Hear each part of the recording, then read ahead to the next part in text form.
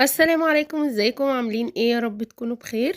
النهارده هعمل معاكم اكله سهله وسريعه وبسيطه. هنعملها كلها في حله واحده، مش هنستهلك مواعين كتير وطعمها رهيب. وهي ايه؟ الكبسه.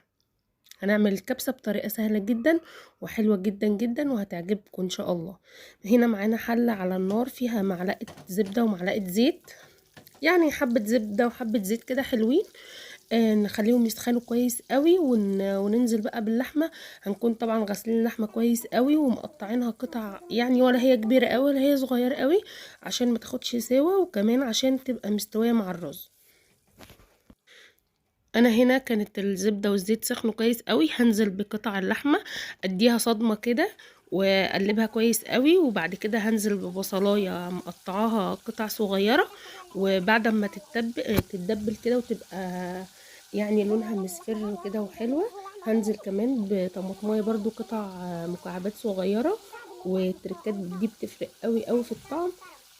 غير الصلصه خالص، يعني لو ما عندكيش طماطم ما تحطيش صلصه، يعني عشان الصلصه يعني ما بتديش نتيجة الطماطم لما بتبقى فريش وبتقلبيها مع البصل كده تديكي نتيجة روعة.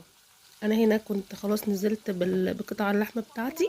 هلا هديها صدمة على الناحيتين، وهنزل هنا الليمونة الناشفة دي اللي اسمها لومي، وشوية حبهان وورق لورا. لو ما عندكيش حبهان اللي هو الهيل الصحيح حطي بودر زي كده. انا ما عنديش صحيح، حطيت بودر وكمان حطيت رشة قرفة بودر. لو عندك عيدان حطي عادي، ما فيش مشكلة، الاتنين بيدوا نفس النتيجة. خلاص انا كده هبدأ اقلب التوابل بعد ما نزلت بيها، وهدي اللحمة لون ذهبي كده حلو.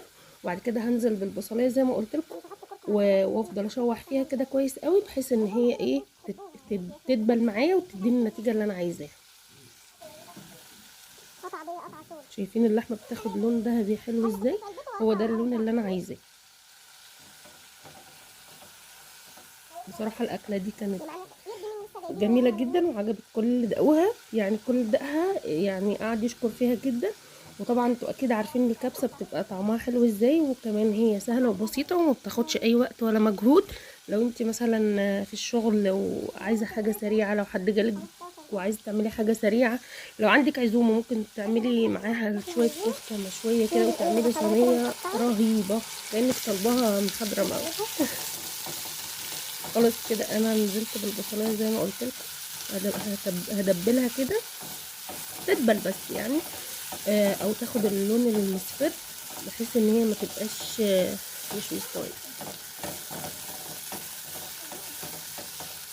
افضل اقلب كده واشوح فيها زي ما انتم شايفين كده، واخلي البصله من تحت يعني علشان تدبل بسرعه.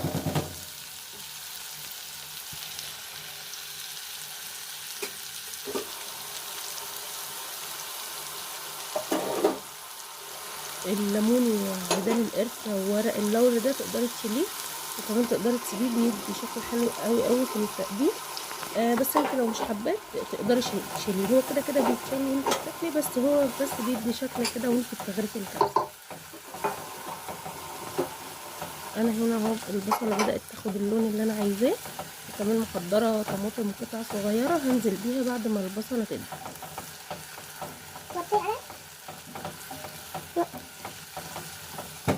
الاكله دي من اسهل الاكلات اللي ممكن تعمليها زي ما قلت لك، ومش ما بتطلعش مواعين كتير، ومش هتقعدي بقى تكركبي في المطبخ وحله للرز وحله للحمه والكلام ده كله، لا خالص. هو كله في حله واحده وبسرعه كده.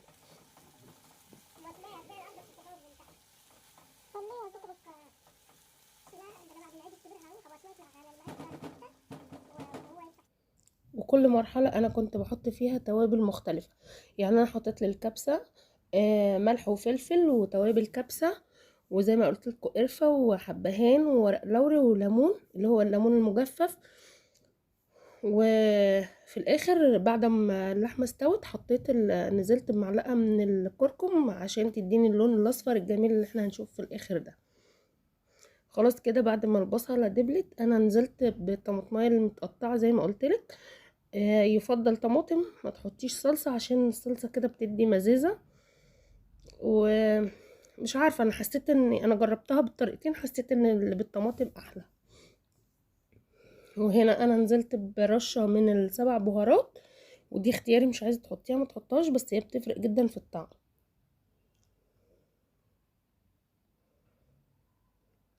وهقلب كده كل حاجه مع بعض بحيث ان الطماطم برضو تتسبك كده وتستوي معايا.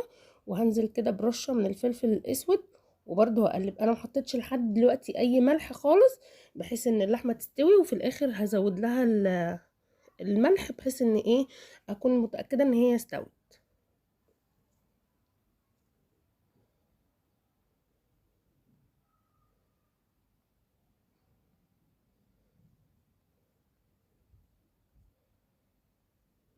كلها خطوات بسيطة وسهلة وسريعة، وزي ما قلتلك مش هتقف في المطبخ كتير.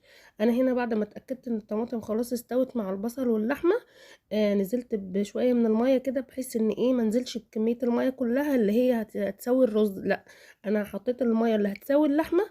بعد ما اشوفها كده اللحمة استوت ولا لا، هبدأ ازود مية الرز. ومية الرز على حسب مقدار الرز اللي انت هتحطيه. انا كده غطيتها لغاية ما اللحمة تستوي. ودلوقتي هنشوف اللحمة. شايفين اللحمة استوت وبقت زي الفل. كده انا اقدر ازود معلقة كده من توابل الكبسة، ومعلقة كركم بحيث ان هي تعزز اللون. بس انا هضيف المية دلوقتي بحيث اني اشوف اللون محتاج كركم ولا لا، عشان بس ما يبقاش اللون زيادة. هنا هو انا نزلت بمعلقة الكركم زي ما قلت لكم. وهزود كده المية. المية دي لمقدار كيلو من الرز. في المرحلة دي انا غسلت الرز كويس قوي وسبته يتصفى لغاية ما المية تغلي. بعد ما المية تغلي هنزل بالرز. في الوقت ده تقدري تشوفي الملح والتوابل بتاعتك طعمها مظبوط ولا لا، وتقدري تظبطيها. انا هنا نزلت بالملح عشان يظبط الطعم بقى في الاخر. وزي ما قلت لك انا ما حطيتش اي ملح خالص، بحيث ان اللحمه تستوي وتاخد وقتها في السوا، والملح ما يعطلش السوا. خلاص هنا كانت المية غليت. هنزل بقى بالرز، وده كيلو رز مصري مش بسمتي. هي بتنفع بالرز البسمتي، هي اصلا اساسها رز بسمتي، بس انا حطيت لها رز مصري. شايفين لونه عامل ازاي؟ لونها جميل جدا، وكانت طعمها تحفة تحفة بجد. هنا رشت لها رشة كده من الكركم بحيث ان هي تعزز اللون اكتر، وتديني اللون اللي انتوا شايفينه ده. لونها كان تحفة جدا، وطعمها خطير، وريحتها كانت فظيعة. يعني كل اللي واقف كان بيقول لي امتى هتستوي. بجد جربوها ومش هتندموا، هتعجبكم جدا. جاهزين بقى تشوفوا النتيجة؟ هي سخنة قوي. شايفين؟ تحفة، روعة بجد. من احلى الاكلات اللي بعملها، واللي هي اصلا محببة لقلبي، لانها هي سهلة وما بتطلعش مواعين كتير، مبتاخدش وقت كبير في المطبخ. يعني عارفين من كل حاجة، يعني سهلة لذيذة. طعمها خرافي، يعني بجد خطيرة. جربوها ان شاء الله تعجبكم جدا.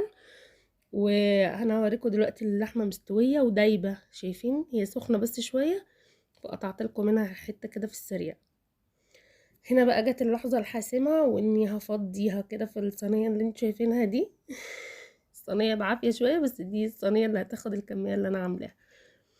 شايفين؟ يعني ولا اروع من كده بجد. يعني بألف هنا وشفا الكل هيجربها، بجد تحفة تحفة تحفة. وكل دقوها قالوا لي حلوة جدا. شايفين؟ ولا رزاية لازقة في الحلة، ومش معجن ومفلفل كده، ولا خطيرة بجد، تحفة جدا. انا والله مش بشكر لكم فيها كده وخلاص، بس هي بجد كانت حلوة قوي. وده شكلها، شايفين اللي واقفين عايزين عايزين يدوقوا. بس هو ده كان الفيديو بتاع النهارده، ودي كانت الوصفه بتاعتي النهارده. يا رب تكون عجبتكم. لو عجبتكم متنسوش تعملوا لايك، واشوفكم في فيديو